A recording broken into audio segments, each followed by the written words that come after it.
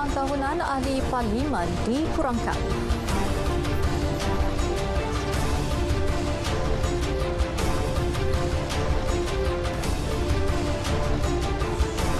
Program Menu Rahmah bakal dilaksana di institusi pengajian tinggi.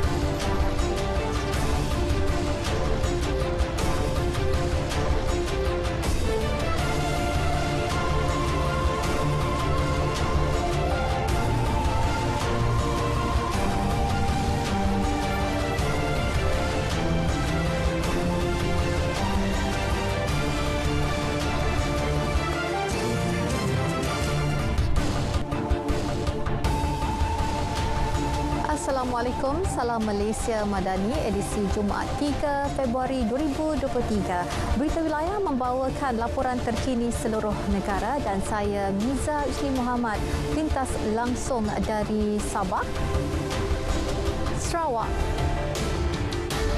dan juga dari Jabatan Kemajuan Islam Malaysia JAKIM mengisi paparan hari ini. Terus setia sejam sama Berita Wilayah.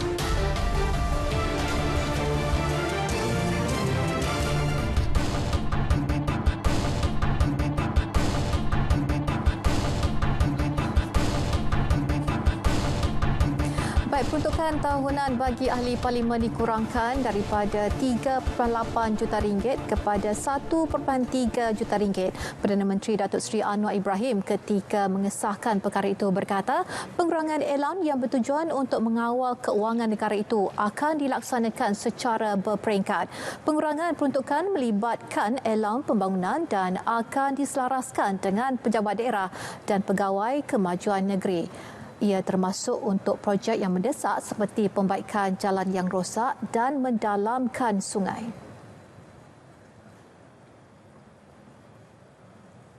Kalau ahli parlimen bersanggup kurangkan, walaupun ini bukan sumbangan peribadi, ini sumbangan pembangunan yang diselaraskan oleh parlimen dan pejabat daerah. Jadi bagi satu mesej tentang keperluan kita mengawal keuangan negara. Kerana ini projek yang mendesak, kadang surau rosak atau jalan ataupun beberapa isu korek sungai. Jadi ada hal-hal yang saya rasa penting kita boleh pertimbangkan. Perdana Menteri menjelaskan jumlah peruntukan itu akan dinilai semula apabila keadaan ekonomi negara bertambah baik pada masa akan datang. Beliau berkata demikian di Port Dickson. Sebelum itu, Perdana Menteri sempat meluangkan masa selama kira-kira 40 minit menjamu selera di warung Pak Saleh sambil beramah mesra dengan masyarakat setempat. Beliau tiba pada pukul 12.48 tengah hari diiringi Menteri Pertahanan yang juga merupakan Ahli Parlimen Rembau Datuk Seri Muhammad Hassan serta Menteri Besar Negeri Sembilan Datuk Seri Aminuddin Harun. Pemilik kedai makan Azwan Azmi Eng mengakui terkejut dengan kunjungan Perdana Menteri dan menyifatkan beliau sebagai seorang yang mesra rakyat. Tak formal lah, dia informal. Ni first time lah orang besar lah, orang ternama datang kedai. Itu excited pun ada, teruja ada, terkejut pun ada, penat ada, macam-macam lah tu. Datuk Seri Anwar Ibrahim kemudiannya menunaikan solat Jumaat bersama 1,500 jemaah di Masjid Qari'ah Bagan Pinang. Evolusi media sosial dilihat berjaya menyampaikan maklumat kepada rakyat dengan cepat dan pantas. Bagaimanapun, sekiranya tidak dikawal, ia boleh menyebabkan berita palsu turut tersebar di akar umbi sehingga mengganggu gugat perpaduan negara. Menteri Komunikasi dan Digital Fahmi Fazil berkata, perkembangan media sosial tidak seharusnya dilihat sebagai kekangan kerana ia ada kesan baik dan buruknya. Bila kita nak retweet satu ucapan dan itu adalah satu link, ya, Waima bernama sekalipun, ada option untuk kita baca dulu artikel itu sebelum kita retweet. Ini bagus sebab sebelum kita share, kita kena simak. Dan kita tak nak maklumat yang palsu, yang tidak sahih, yang boleh merosakkan perpaduan, yang boleh menimbulkan ketegangan. Itu diguna pakai dan disalahguna oleh pihak-pihak yang tidak bertanggungjawab. Beliau berkata demikian ketika ditanya mengenai kesan TikTok berbanding aplikasi media sosial lain dalam program Ruang Bicara di Wisma Bernama.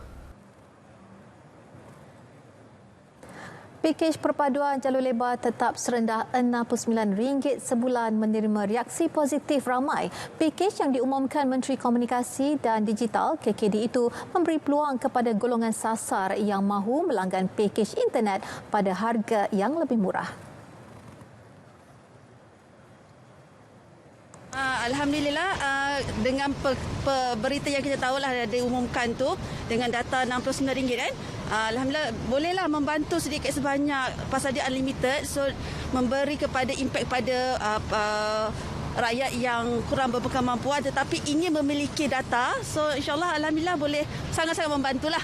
This should definitely help the rakyat, especially those who needs to use the Wi-Fi as like student. And also the people have lower salary. Bagi saya sebagai wheelchair user OKU, dia sedikit sebanyak membantu golongan yang macam ni untuk dari segi kewangan lah. Perak akan memperluaskan liputan internet berkelajuan tinggi 5G di daerah Kampar dan juga Batu Gajah selepas merealisasikannya di Ipoh. Inisiatif di bawah Greater Ipoh itu bertujuan memastikan semua daerah di Lembah Kinta akan memperoleh capaian internet berkenaan pada masa hadapan. Esko Komunikasi, Multimedia dan NGO Perak Muhammad Azlan Helmi menjelaskan cadangan bagi penubuhan penyelaras atau majlis digital untuk pembangunan capaian 5G di daerah-daerah luar Ipoh akan dibawa dalam mesyuarat Majlis Kerajaan Negeri MNK. Oleh itu di pihak kerajaan ini kita akan berbincang dan MNK dan sebagainya untuk menubuhkan ke majlis digital dan sebagainya untuk mewujudkan satu lagi badan ataupun kita beri peranan ini kepada Digital Perak. Itu di peringkat perbincangan untuk menyelaraskan pembangunan 5G ini seluruh untuk kita collect data sejauh mana berapa banyak yang ada, device yang ada supaya data ini terkumpul dan lebih tersusun. Terutama seperti mana Datuk Bandar dan Taklimat tadi dia sebut kita nak perluaskan dalam Greater Ipoh di Lembah Kinta ni kan. Jadi perlu dalam keadaan tersusun dan sebagainya. Menjelang akhir tahun ini dianggarkan 80% kawasan di seluruh Ipoh bakal menikmati capaian internet 5G. Program Menu Rahmah bakal dilaksana di institusi pengajian tinggi dalam tempoh terdekat. Komitmen dinyatakan Menteri Pengajian Tinggi Datuk Seri Muhammad Khalid Nordin. Bagi tujuan itu, KPT sedang bekerjasama dengan Kementerian Perdagangan Dalam Negeri dan Kos Sara Hidup KPDN. Pihak kementerian dengan Kementerian Datuk Salahuddin sedang berbincang mengenai perkara ini. Saya rasa universiti dalam KPT, universiti awam tak ada masalah untuk menempatkan dan menyediakan ruang bagi menjayakan program ini. Program Menu Rahmah membolehkan orang ramai menikmati makanan tengah hari dan malam masing-masing pada harga RM5 di hampir 15,000 premis makanan di seluruh negara.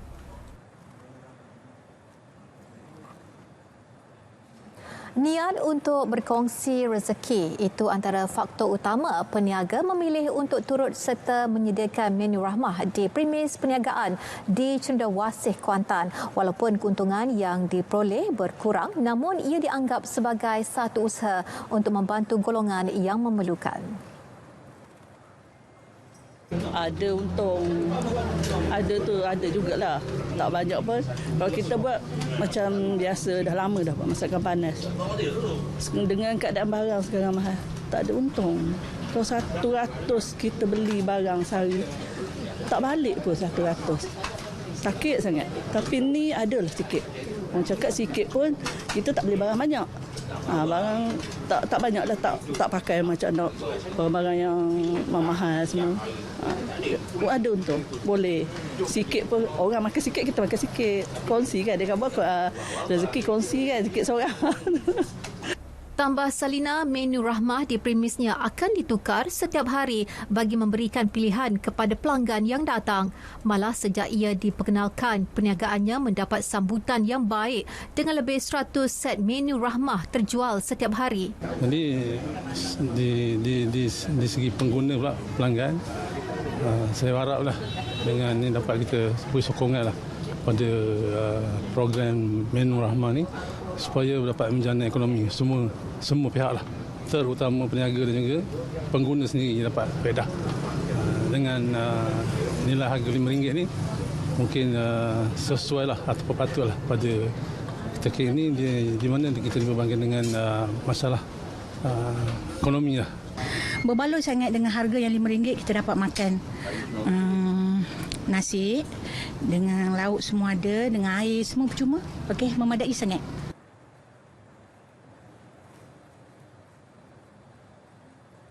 Saudara, seperti biasa bagi mengetahui perkembangan cuaca semasa seluruh negara, kita terus saja bersama pegawai Rashdam Amirul Ashraf. Roslan, silakan. Assalamualaikum dan salam Malaysia Madani. Kita mulakan informasi cuaca pada petang ini dengan melihat kepada carta angin semasa. Dapat diperhatikan ketika ini, angin masih lagi bertiup dari timur laut menuju ke semenanjung Malaysia dengan kelajuan yang agak sederhana sekitar 20 hingga 30 km sejam. Oleh yang demikian, tiada amaran angin kencang dan laut bergela dikeluarkan oleh jabatan kami buat masa ini. Baiklah, kita beralih pula untuk melihat tinjauan cuaca semasa pada petang ini. Dapat diperhatikan ketika ini, hujan lebat kini sedang berlaku di kebanyakan tempat melibatkan hampir ke semua kawasan di semenanjung Malaysia, terutamanya di sekitar Kedah dan juga Pahang. Keadaan hujan yang sedang berlaku ketika ini dijangka boleh berlanjutan sehingga ke malam nanti. Manakala di Sabah dan Sarawak pula, hujan lebat kini sedang berlaku di 1-2 tempat melibatkan hampir ke semua bahagian di Sabah, termasuklah di sekitar bahagian Limbang, Bintulu, Kapit, Mukah, Betong, Sibu dan juga Kuching. Keadaan hujan yang sedang berlaku ketika ini juga dijangka boleh berlanjutan sehingga ke malam nanti.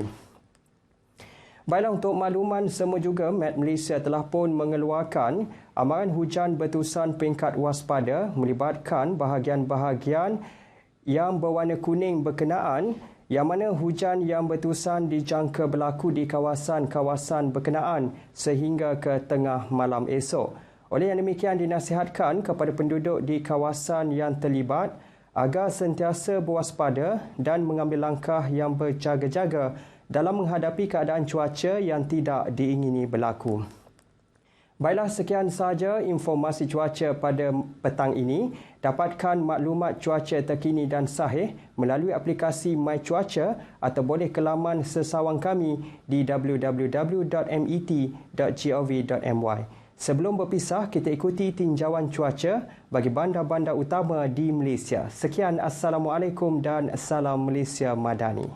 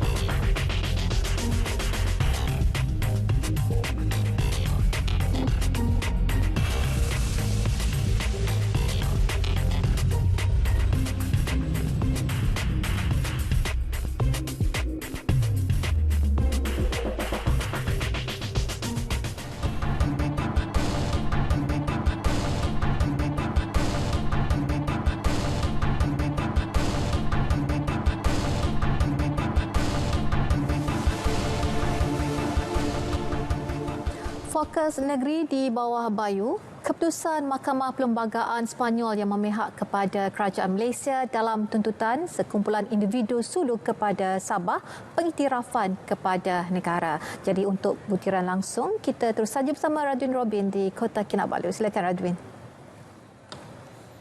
Ya, Miza. Ketua Menteri Datuk Seri Panglima Haji Jinor menyifatkan keputusan Mahkamah Perlembagaan Sepanyol menolak rayuan perlembagaan luar biasa yang difailkan sekumpulan individu berhubung pembatalan pelantikan Dr. Gonzalo Stampa sebagai penimbang tara dalam suatu kes tuntutan adalah kemenangan kepada Sabah. Jelasnya tuntutan tersebut adalah tidak berasas sama sekali. Kita cukup senang hati kerana tuntutan yang telah dikemukakan itu telah pun dibatalkan oleh pihak yang berkenaan di Spain dan juga di Perancis. Jadi ini menunjukkan bahawa tuntutan itu tidak berasas sama sekali. Jadi ini amat menyenangkan perasaan rakyat Sabah dan juga kerajaan kita. Semalam, Menteri di Jabatan Perdana Menteri, Undang-Undang dan Reformasi Institusi, Datuk Seri Azalina Osman Said memaklumkan Malaysia secara rasmi telah menerima pengesahan rayuan yang difailkan kumpulan berkenaan telah ditolak. Keputusan itu membuktikan kesungguhan kerajaan dalam mempertahankan Malaysia sekaligus memastikan kepentingan dan kedaulatan negara dilindungi setiap masa. Situasi banjir di Sabah setakat 4 petang tadi menunjukkan tren penurunan dengan 397 orang membabitkan 103 keluarga ditempatkan di 6 pusat pembinaan sementara PPS di 3 daerah, iaitu Telupit, Beluran dan Beaufort. PPS di daerah Tawau pula menempatkan penduduk yang terkesan akibat kebakaran, manakala semua PPS di Paitan telah ditutup tengah hari tadi. Menurut kenyataan Sekretariat Jawatankuasa Pengurusan Bencana Negeri Sabah, bilangan penduduk di PPS di Beaufort mencatatkan 209 orang dengan 58 keluarga ditempatkan di Dewan Serbaguna Selangor. Telupit merekodkan penurunan 101 penduduk dengan 29 keluarga. Manakala Beluran kekal merekodkan 48 individu melibatkan 9 keluarga di 2 PPS, iaitu Balai Raya Kampung Kelagan dan Mini Dewan Kampung Balaban Jaya.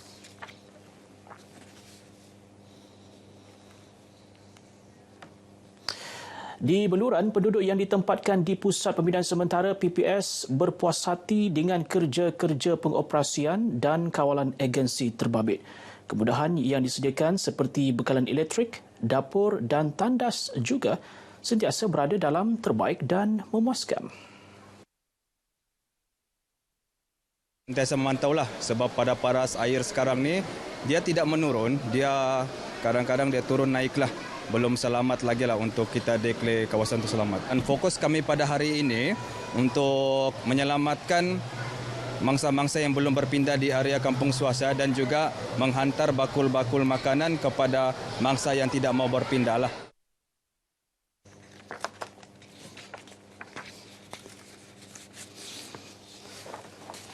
Dua PPS iaitu PPS Balai Raya Kampung Kelagan Jaya 1 menempatkan 6 penduduk sementara. PPS Mini Dewan Kampung Balaban Beluran menempatkan 42 yang terkesan banjir.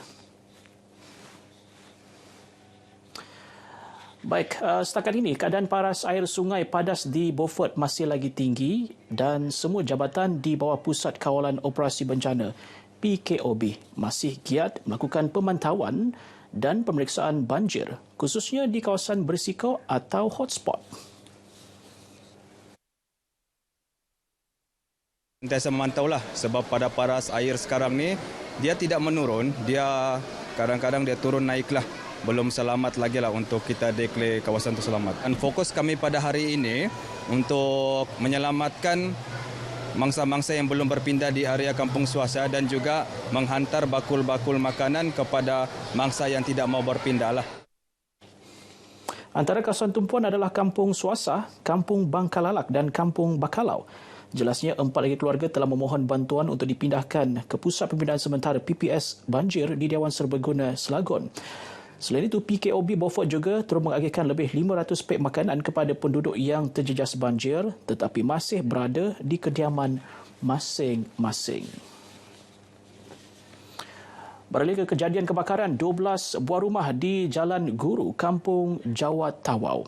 Rata-rata penduduk yang ditemui masih mengalami trauma akibat kehilangan harta benda. Harapan agar pelbagai pihak dapat tampil membantu disebabkan sebahagian besar mereka adalah dalam kategori B40. Riuh lah budak-budak kampung teriak dengan teriak bilang terbakar. Ada yang angkut barang sudah akak masuk terjam. Macam akak bilang ya Allah biarlah harta dunia ni kita tinggal sajalah. Yang penting surat-surat dengan nyawa akak selamat tu saja. Ipar-iparku telepon. Dia suruh pulang kampung Jawa terbakar. Jadi sampai sini tinggal tunggu. Tak sempat nengok apa-apa. Anak buah aku ada juga angkat sikit lah. Tapi pakaian apa sijil nak ada. Semua terbakar. Selepas kita menerima panggilan tadi, cabaran utama di sini adalah kawasan memang binaan daripada struktur kayu, fully wooden 100% dan juga cuaca begitu panas terik tadi dan juga kawasan kebakaran yang tidak rata dia turun bukit dan bukit. Itu sedikit kesukaran, namun dengan cekapan yang kita buktikan tadi, cekapan anggota bomba dan juga pihak-pihak orang kampung sendiri, kita telah berjaya mengawal kebakaran dengan baik. Seramai 39 orang daripada 7 keluarga kini sedang ditempatkan di Pusat Pembinaan Sementara PPS Masjid Al-Munawarah, Kampung Jawa. Baik, sekian paparan berita dari negeri di bawah Bayu. Kita kembali ke Angkasa Puri bersama dengan Miza Usni untuk laporan berita wilayah yang berikutnya. Miza. Baiklah saudara, kita ke Bumi Kenyalang dan antara fokus mengenai pengambil alihan semula pelabuhan Bintulu. Jadi untuk perbincangannya kita bersama Vanessa di sana. Silakan Vi.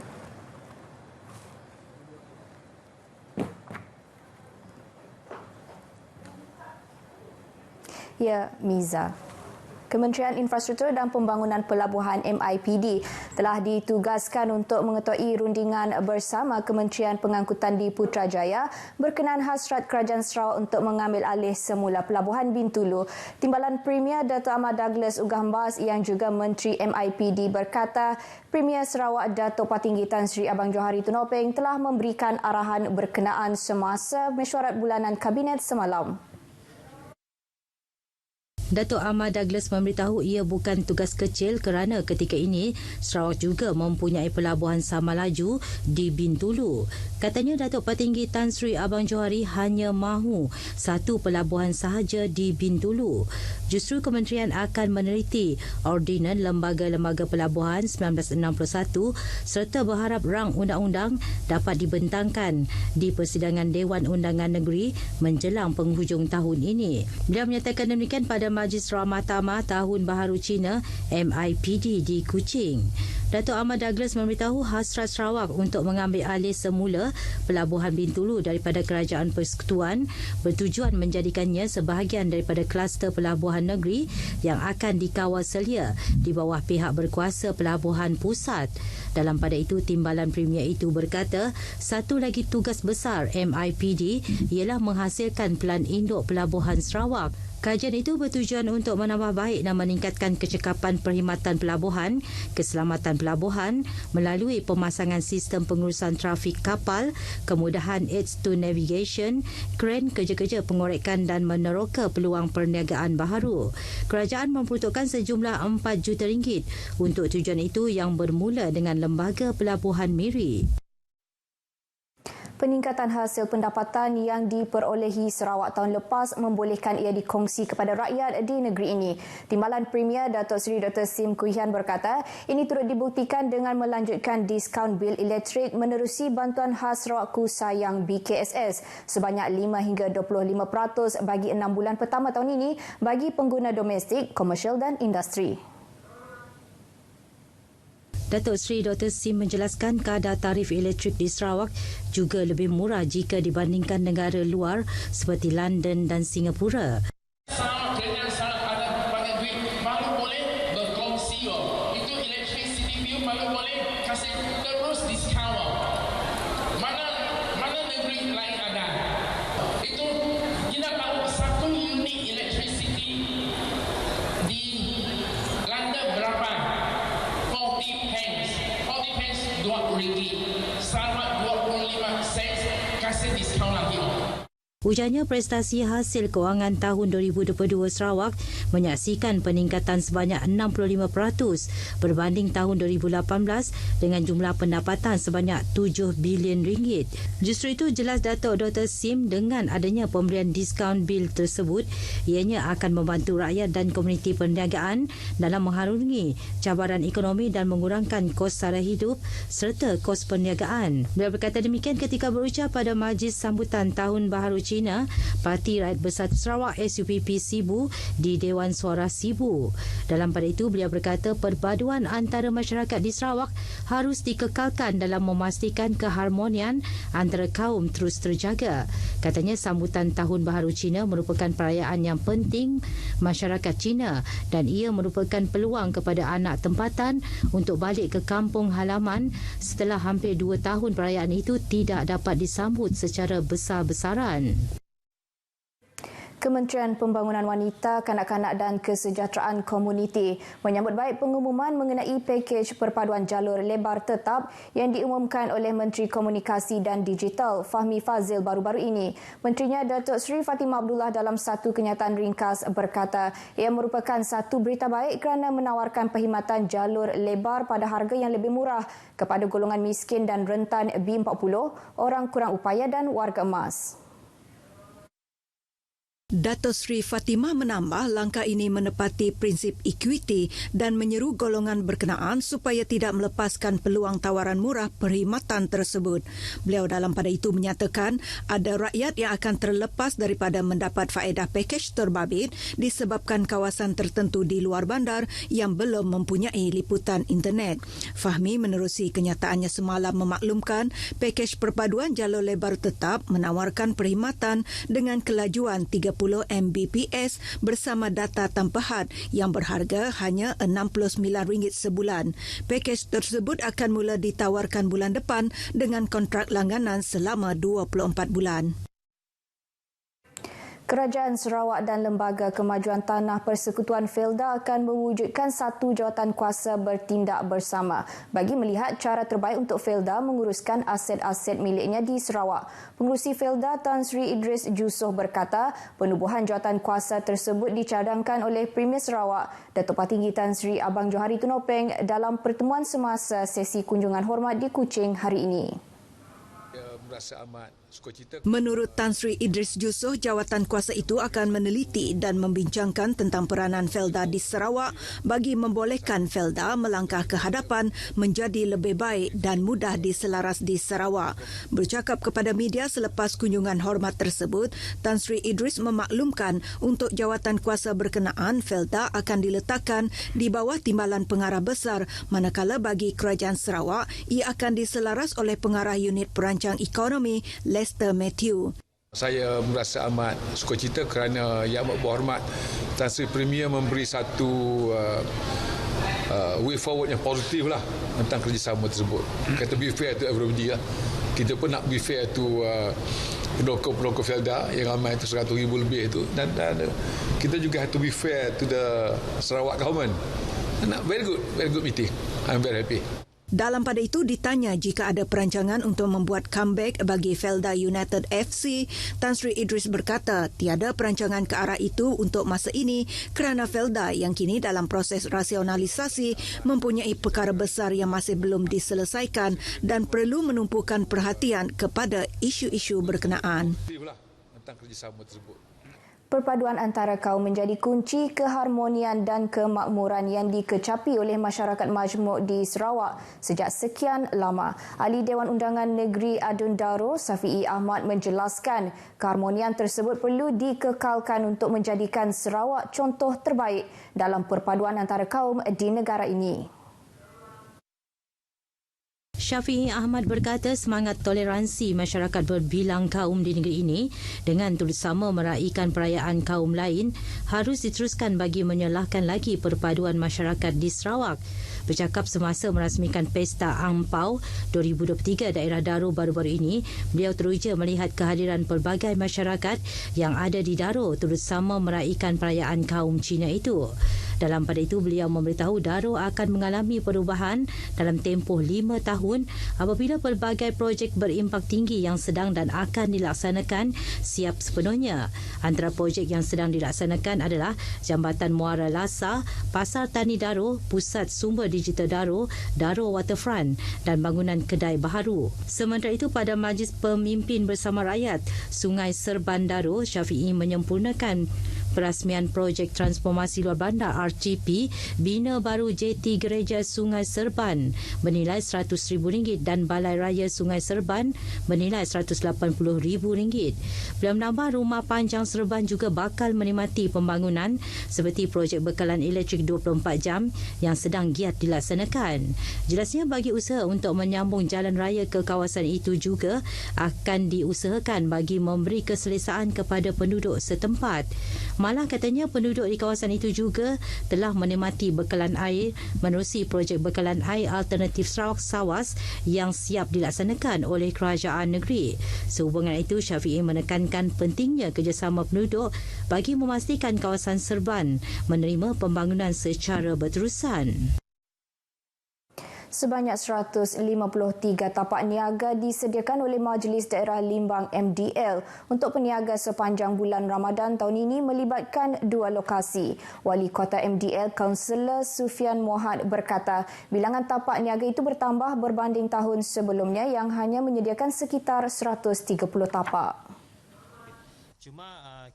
Menurut Kaunselor Sufian, sebanyak 6 kategori jualan bazar iaitu makanan bermasak, panggang, kuih muih, minuman, kek dan biskut serta kain dan baju. Di mana pada tahun ini kita akan menyediakan semua kanopi, kita akan menyediakan juga dari segi sinki untuk memudahkan para peniaga membersih dan juga mencuci dengan mangkuk yang mereka gunakan. Begitu juga dari segi elektrisiti pun kita akan sediakan. Dan kemudian ini memang kita sediakan secara penuh pada kali ini, walaupun di peringkat Majlis Daerah Limbang tidak mencukupi untuk menyediakan dari segi peruntukan, tapi walaupun di peringkat kita pemimpin-pemimpin tempatan Yang Berhormat sendiri telah pun membantu Majlis Daerah Limbang untuk menyediakan perkhidmatan yang terbaik bagi aktiviti Bazar Ramadan pada tahun ini. Kaunselor Sufian memberitahu bazar Ramadan tersebut akan beroperasi di Lot 777 dan berhadapan dengan Bank Rakyat.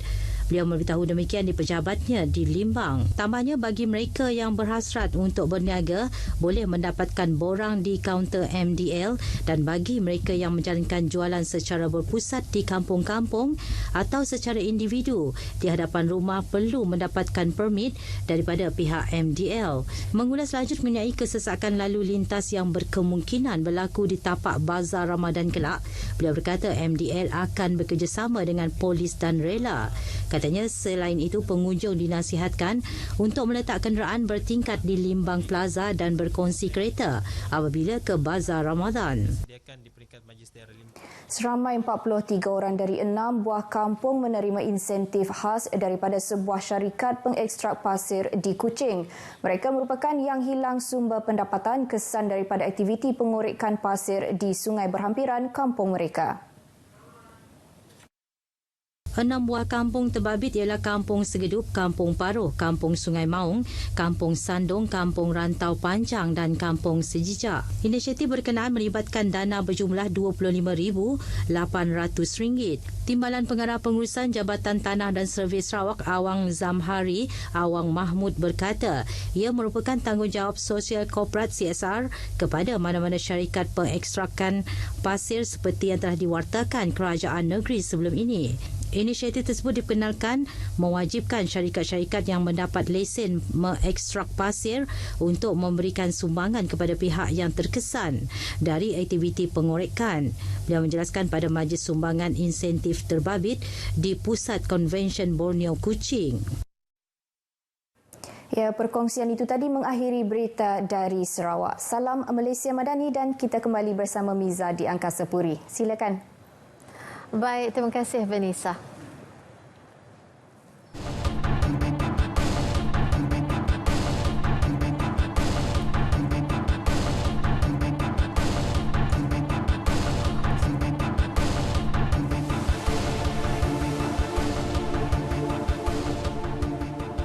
Kira-kira 85% daripada 38,683 kes suluh yang didaftarkan di Mahkamah Syariah sejak 2019 hingga 2022 berjaya diselesaikan secara baik tanpa melalui proses perbicaraan di mahkamah. Jadi untuk laporan penuh, terus saja ke Kompleks Islam Putrajaya bersama Rizauddin Roslan. Silakan Riza. Ya, Miza, menurut Ketua Penolong Pengarah Seksyen Suluh Jabatan Kehakiman Syariah Malaysia JKSM, Datin Siti Mazuriayati Aziz, penyelesaian di peringkat Majlis Suluh telah dapat mengurangkan lambakan kes untuk dibicarakan. Ini sekaligus turut mengurangkan kes tertunggak di mahkamah-mahkamah syariah. Proses suluh ini hanya tertakluk kepada 18 kes sahaja. Iaitu 16 kes di Mahkamah Rendah, 2 kes di Mahkamah Tinggi. Yang Mahkamah Tinggi ini iaitu berkenaan dengan kes harta sepencarian dan juga kes hadanah, hak penjagaan anak. Manakala kes di Mahkamah Rendah meliputi kes nafkah anak, kes mut'ah, ganti pertunangan, kes faraid pun ada, dan nafkah edah. Banyaklah kes-kes yang termaktub dalam kaedah itu sendiri. Bercakap di Putrajaya, beliau menjelaskan menerusi proses ini, kedua pihak perlu mencapai persetujuan dalam tempoh 90 hari selepas pendaftaran kes. Ia akan berlangsung secara tertutup dan hanya melibatkan 3 pihak, iaitu pegawai suluh Mahkamah Syariah serta 2 pihak yang terbabit. Walau bagaimanapun, sekiranya 1 pihak sahaja yang hadir, maka kes ini akan dibawa ke peringkat sebutan di mahkamah terbuka. Sebuah pusat peranginan terkemuka Cerating Bay Resort yang bernilai hampir 19 juta ringgit terbiar usang sejak tahun 2018 telah berubah fungsi. Ini selepas pemiliknya Ramli Nordin mengambil keputusan untuk mewakafkan hartanya itu ke jalan Allah. Pusat peranginan tersebut kini dijadikan Pondok Pengajian Agama Warga Emas, iaitu Pondok Warga Emas At-Tahwil yang diuruskan oleh Pertubuhan Amal At-Tahwil sejak 2021. Perniagaan keluarga yang diusahakan sejak 20 tahun lalu terpaksa gulung tikar akibat kegawatan ekonomi. Justru untuk tidak membiarkan bangunan tersebut terus usang, sebanyak 36 unit penginapan daripada 164 unit tersebut akan digunakan sebagai kediaman penghuni pondok. Manakala 12 daripadanya telah dibaiki dan dihuni penduduk sekitar.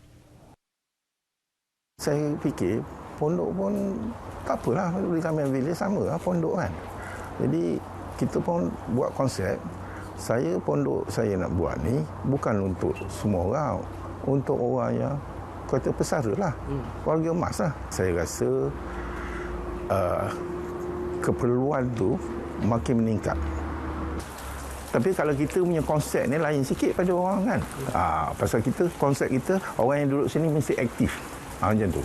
Bukan aktif dari segi agama saja, dari kehidupan harian juga. Ramli juga berhasrat untuk terus berdakwah dengan menyediakan percutian berkonsep Islamik di pusat peranginan berkenaan. Badan Bukan Kerajaan NGO Muslim Care Malaysia menjubangkan sebuah bot jenazah bernilai RM20,000 bagi kegunaan penduduk pulau di sekitar Sandakan Sabah. Menurut Presidennya Zulkifli Wahijan, sebelum ini penduduk berdepan dengan pelbagai cabaran untuk menguruskan pengebumian jenazah. Ia susulan pendapatan pulau tersebut yang terpisah dari tanah besar selain kos perkhidmatan yang tinggi dan ruangan bot yang terhad.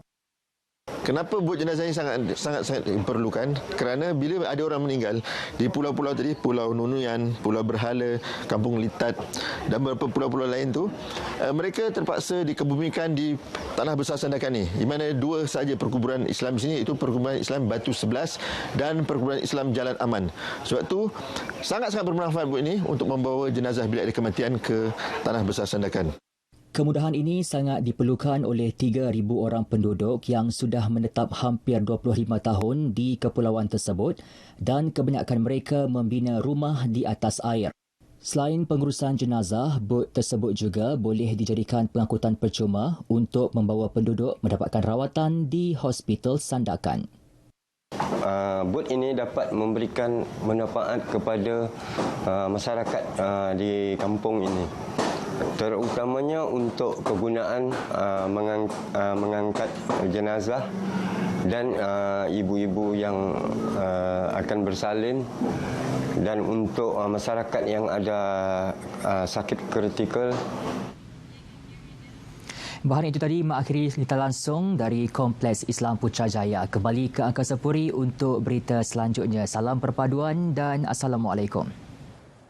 Baik, terima kasih Rizaldin Roslan di Kompleks Islam Putrajaya.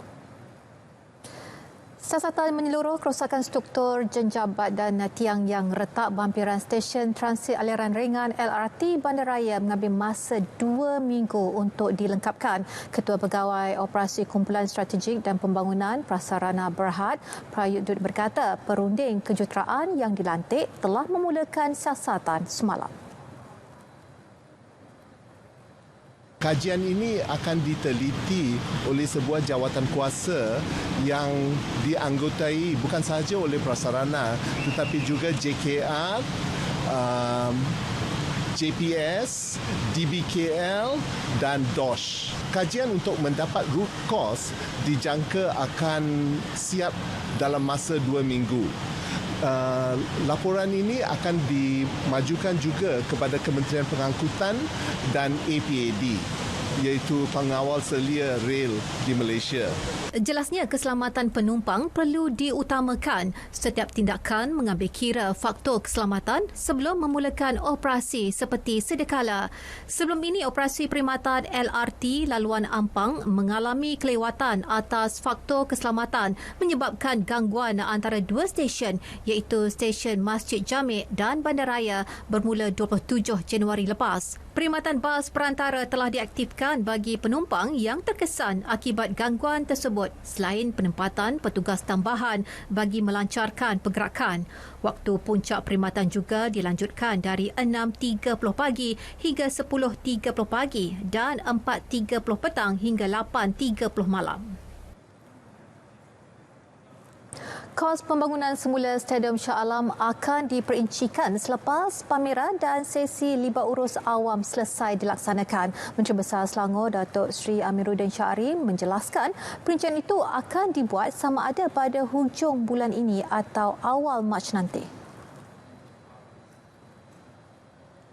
Saya ada pakar perkiraannya, nanti kita akan kemukakan sebab pada tahap ini kita masih lagi sedang sampai 10 Februari akan mencadangkan apa yang kita katakan desain, susun aturnya dan kemudian nanti bila pandangan-pandangan pihak, ada orang cakap rumput jenis apa, adakah kawasan skateboard akan dikekalkan, aktiviti lasak akan boleh dikekalkan, dan kita akan boleh tahu in details secara keseluruhannya kos pembangunan.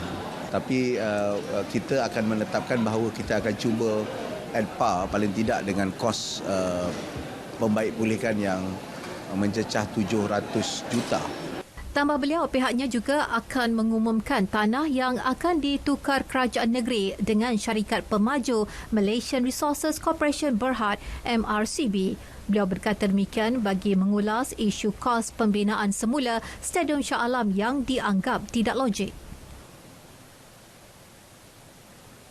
Perkembangan sukan futsal. Selangor Mac yakin untuk mempertahankan kejuaraan Liga Premier Futsal Malaysia 2023. Ketua jurulatihnya Carlos Alberto de Esquera berkata biarpun berlaku banyak perubahan dalam pasukan, namun beliau percaya dengan kemampuan para pemainnya.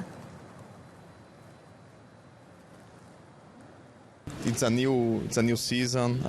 Our team changed a lot. And the other teams have good groups too with foreigners.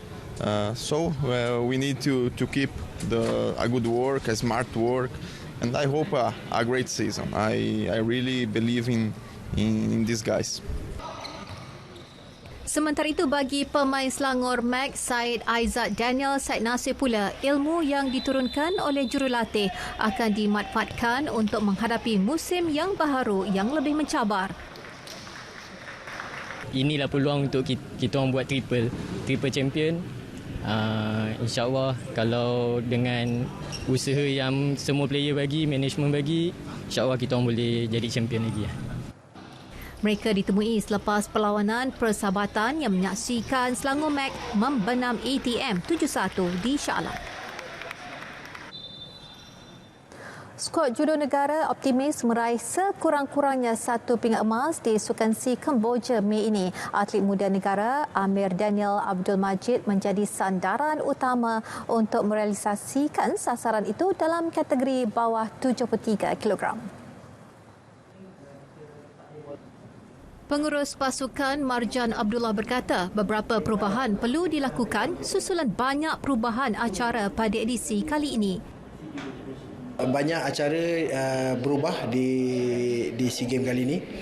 Acara yang banyak dipertandingkan dan acara yang sasaran kita banyak yang tidak dipertandingkan di Sukan SEA kali ini. Yang target emas sepatutnya individu, tapi di SEA Games kali ini tidak dipertandingkan, tapi dia hanya dipertandingkan untuk berpasukan. So kita kekurangan kat situlah. Kem judo turut membawa 2 muka baharu manakala selebihnya mengekalkan barisan atlet sedia ada. Tambahnya, kesemua atlet kini menjalani latihan di 3 negeri iaitu Johor, Terengganu dan Pulau Pinang. Beliau berkata demikian selepas mesyuarat pra-pemilihan atlet ke Sukan C Kemboja di Wisma MOM Kuala Lumpur.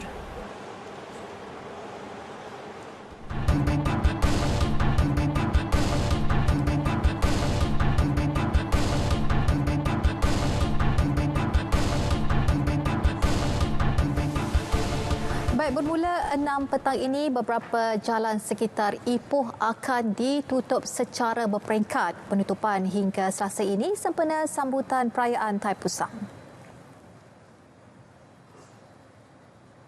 Kita ingin menasihatkan kepada orang ramai supaya merancang perjalanan dan juga pergerakan serta mematuhi segala arahan daripada pihak berkuasa, terutamanya Pidana M Perak.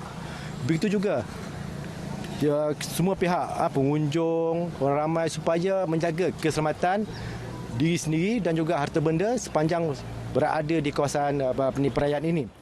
Balai Polis bergerak di Kuil Sri Subramaniar turut ditempatkan bagi memudahkan kawalan serta keselamatan awam. Turut dimaklumkan sehingga kini 320 pembawa kavadi telah berdaftar dengan pihak kuil untuk upacara sempena perayaan itu. 3 kaki tangan dan seorang pelatih ditahan susulan kematian seorang lelaki berusia 50 tahun di Pusat Pemulihan Narkotik Puspen Perlup Sungai Siput, Perak. Kesemua berumur antara 30 hingga 38 tahun. Ketua Polis Perak Datuk Seri Muhammad Yusri Hassan Basri memaklumkan siasatan awal mendapati terdapat kesan kecederaan pada badan mangsa ketika dibawa ke Hospital Raja Pemaisuri Bainon HRBP Ipoh. Hasil bedah siasat mengesahkan kecederaan tersebut akibat dipukul dengan menggunakan objek tumpul. Susulan itu, kesemua suspek ditahan reman selama 7 hari bermula semalam dan kes diklasifikasikan di bawah Seksyen 302 Kanun Keseksaan. Orang ramai dinasihatkan untuk tidak sesekali menularkan maklumat yang tidak sahih kepada umum dan tidak membuat sebarang spekulasi yang boleh mengganggu siasatan. 3 individu direman 6 hari sehingga Rabu depan bagi membantu siasatan kes menerima suapan bulanan. Permohonan reman terhadap kesemua suspek dibuat SPRM di Mahkamah Magistrate Kangar.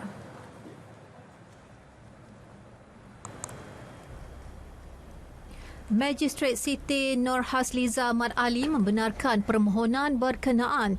SPRM memaklumkan suspek terdiri 2 anggota penguatkuasa Agensi Penguatkuasaan Maritim Malaysia APMM Zon Maritim Kuala Perlis yang ditahan semalam di pejabat SPRM Perlis. Siasatan awal mendapati suspek disyaki meminta suapan antara RM1,000 hingga RM3,000 daripada beberapa pemilik bot nelayan tempatan sejak 2 hingga 3 tahun kebelakangan ini. Manakala seorang lagi suspek merupakan nelayan dipercayai orang tengah kepada kedua-dua anggota APMM berkenaan. SPRM turut mengesahkan 10 lagi anggota APMM akan dipanggil bagi membantu siasatan kes mengikut Seksyen 17(a) Akta SPRM 2009.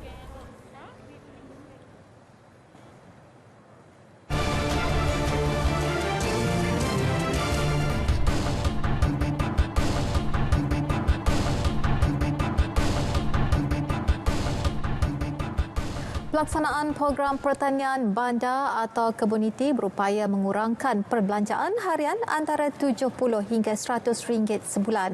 Mengaplikasi teknologi penanaman sayur-sayuran dalam skala kecil, program menyasarkan golongan belia, NGO dan juga komuniti.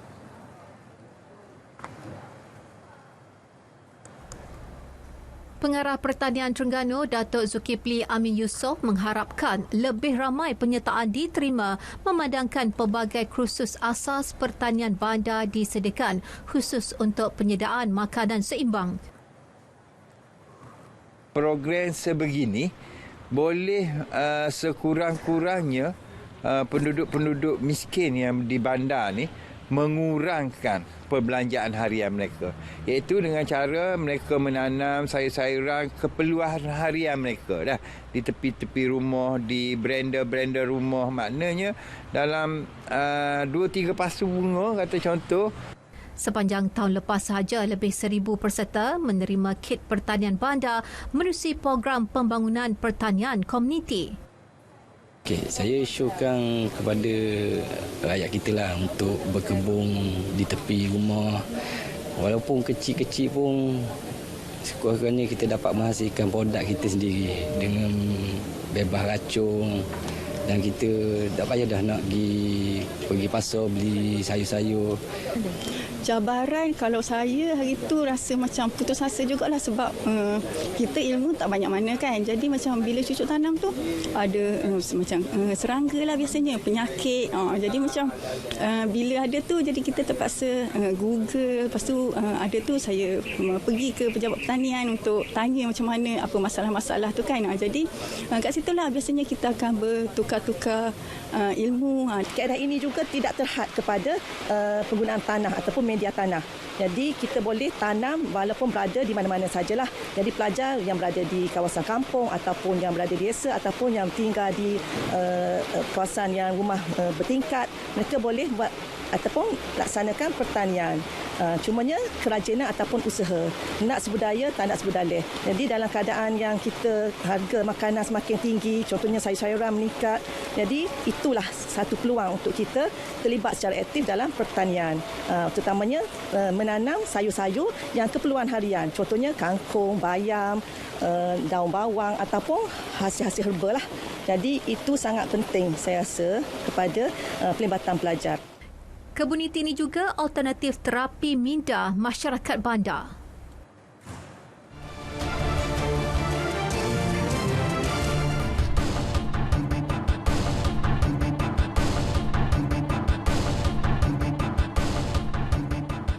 Dua individu ditahan dalam oblejang di Taman Saintek dan Kota Tinggi Johor dan serentak dengan itu, kes curi motosikal yang dilapor berjaya diselesaikan dalam tempoh kurang 24 jam. Ketua Polis Daerah Seri Alam Superintendent Muhammad Suhaimi Ishak mengesahkan penahanan berkenaan. Suspek pertama diberkas di flat Taman Saintek selepas berada dalam keadaan mencurigakan serta dalam proses meleraikan komponen motosikal yang dicuri. Manakala suspek kedua ditahan di flat Taman Perling dan motosikal yang ditemukan telah dilaporkan hilang di Kota Tinggi. Kes disiasat mengikut Seksyen 379A Kanun Keseksaan. Universiti Teknologi Malaysia UTM melancarkan e-Vision Moonshot bagi melahirkan graduan berorientasi masa hadapan dan penyelidikan berteraskan teknologi maju. Inisiatif itu merupakan pembangkit dalam usaha merealisasikan Pelan Strategi e-Vision UTM 2025. Timbalan NAB Chancellor Pembangunan Profesor Dr. Muhammad Hamdan Ahmad berkata, UTM juga menyasarkan penubuhan 6 makmal satelit institusi atau industri di dalam dan luar negara. Kebanyakannya di Indonesia, tetapi juga yang kita pernah ada dulu, Middle East pun kita ada. So far macam di Iraq masih ada kan. Dia ada banyak bentuk pengantarbangsaan macam Taiwan, Taipei, dia memberikan dana kewangan untuk melantik seorang pegawai di bawah UTM International. Itu pun ada. Dia tidak membuka satellite office tapi dia membayar dana untuk melantik seorang pegawai. 4 bidang kebitaraan baharu turut dikenapasti bagi mempromosi UTM sebagai peneraju penyelesaian masalah kompleks sejagat. Ia melibatkan digitalisasi, perubahan mampu milik, sekuriti makanan dan teknologi agrikultur serta sumber semula jadi dan teknologi rohani.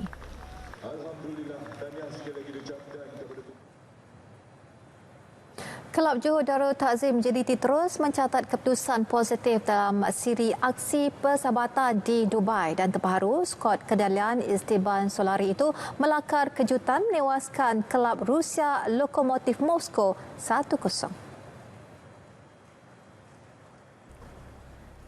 Pada perlawanan yang berlangsung di Stadium The Sevens itu, pemain sayap Arif Aiman Hanapi mencuri tumpuan apabila meledak gol tunggal perlawanan sekaligus memberi kemenangan buat skuad Harimau Selatan. Pemain paling bernilai MVP Liga Malaysia 2 tahun berturut-turut itu membentuk gandingan serasi bersama Baxter da Silva dan Fernando Forestieri di samping Juan Muniz bagi mengemudi jentera serangan.